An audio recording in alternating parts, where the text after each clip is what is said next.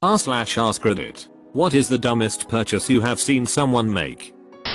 Friend of mine with 6-figure debt who can't even pay the power bill buys a bunch of vinyl records, Chinese herbs and books from the used bookstore. Spends about $200. A month later, desperate for money, he sells it all back to them for a quarter of what he paid. The best part? In his financially ducked up mind, he saw it as I just made $50. Fasipam, the state I live in, requires deposits to be paid on beer bottles, soda cans, and so on. I gather them up into trash bags, 100 a bag, and when I get a few stored up in the shed, I take them to the redemption center and cash them in. I'm really jazzed to have that extra $50 or whatever in my hand, until I realize this was my money in the first place. When I lived in North Hollywood, we had a place in the ghetto on the 4th floor of an apartment complex. We realized there was this homeless guy who'd come by the same time every morning for cans and bottles. So we'd just bag them and toss them down 4 stories off the balcony when he was coming by. It got to the point where I'd be out on the ratty porch couch, soaking up sun, and he'd wander by and give a shout to see if we had any. I miss having porchside can removal. My mother spent $10,000 on a crystal Tibetan singing bowl. It's so expensive because it's from Utah, that well-known homeland of the Tibetan people, and blessed by a medicine man, also not Tibetan. What does one use a singing bowl for? Listening to music. Bowls by Dre. A friend I know has spent somewhere in the region of $5,000 on GTA 5 microtransactions. He has to buy every new vehicle, weapon, house, office building, bunker, clothing, the second they are released. The worst part is, he'll buy a new toy like a plane for $5 million in game, about $40 IRL money, without looking at any reviews for the plane, or whether it's actually good, fly it for 10 minutes, and say wow this plane sucks, and never look at it again. Jesus Christ. Thank your friend for keeping the updates free for me. If he's spending that sort of money on getting the latest stuff, he should really make videos about it and try to cover the costs. Videos take effort. Streaming might work though. The Iraqi government spent way too much money on the AD 651, which was basically a fake electronic divining rod. It was originally marketed to detect explosives. Then soon it could supposedly find drugs, ivory, counterfeit money and more. Users charged them by marching in place. They cost $60,000 each. The guys on the front line knew they were worthless. People died because of these things. My brother told me about those. Basically hunks of plastic with little rods that did duck all but supposedly detected anything. I honestly don't know what's worse. That people sold fraudulent bomb detectors, or that people were dumb enough to think these things actually worked. The guys who were actually using them knew they were worthless and were obviously not thrilled. But orders came on high that this gear was standard equipment and they had to use it. So, an acquaintance's brother who was given $200,000 for college tuition, who blew it on partying for 4 years and eventually had to admit to his parents what he did. How could the parents give him $200K and be that uninvolved? Here, shut up for a few years.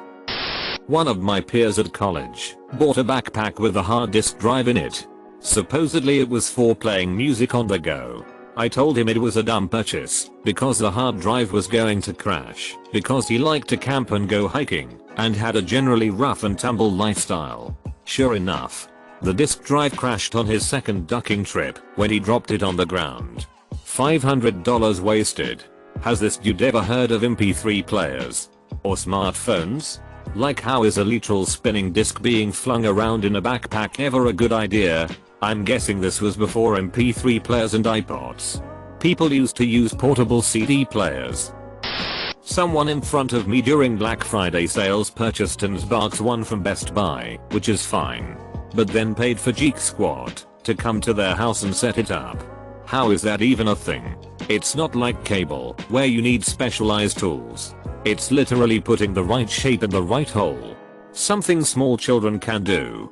The better part of me assumes they have some complicated setup involving multiple audio/video inputs that was set up by a friend/family member. And they simply don't want to ask them to come over and add something new to it.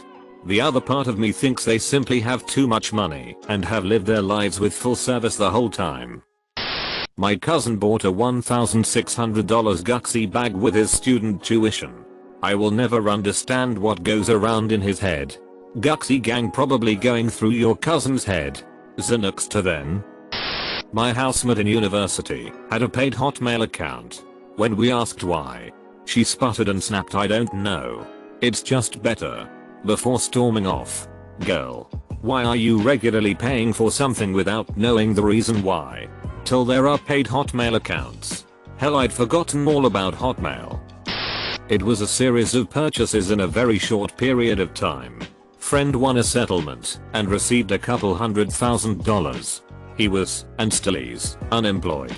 Within the first few months, he blew the money on a new apartment. This one was the most reasonable purchase. A ton of new tech. This includes basically every gaming system. All the ad ones. Dozens of games for each. New smartphones for him and his girlfriend. Smartwatches. Every single piece of smart home equipment imaginable. Etc. Thousands of dollars of tattoos. Full. Very intricate sleeves. A massive back tattoo. And one on both legs as well. Piercings of all kinds for both him and his girlfriend. Proposed to his girlfriend and planned an extremely extravagant wedding. Started taking classes at a university which he promptly never attended. And these are just the purchases that he's mentioned. Needless to say, that money is nearly gone a year later and now he is panicking about his finances. Fun year though. Yeah. He's always had that problem. Achieve short-term happiness at any cost and subsequently ducks himself over for the long term. Looks at unused elliptical machine. Hundreds of unplayed Steam games. And mountain of magic cards. And D&D books. UMN. No response. Of course not. The question is for dumb purchases, not sensible ones. Friend won a huge payment in an accident settlement. Went out and bought a monkey. Monkey resents captivity. It's everywhere. Pisses. Throws food.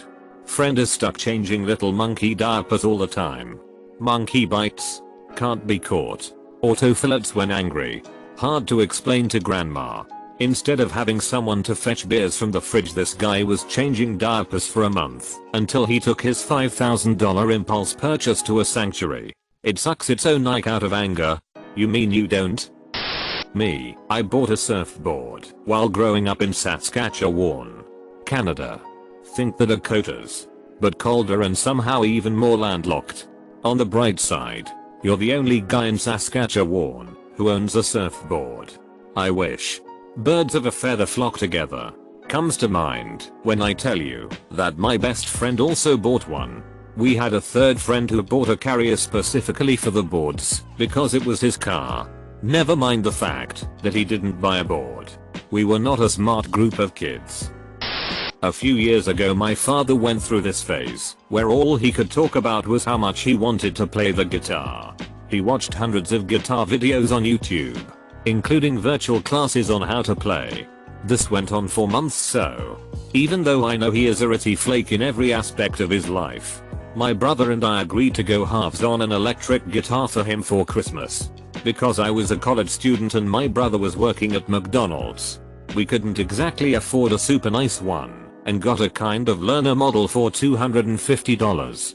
We figured he'd appreciate it anyway. He opened it up on Christmas morning and went, "Oh, thanks.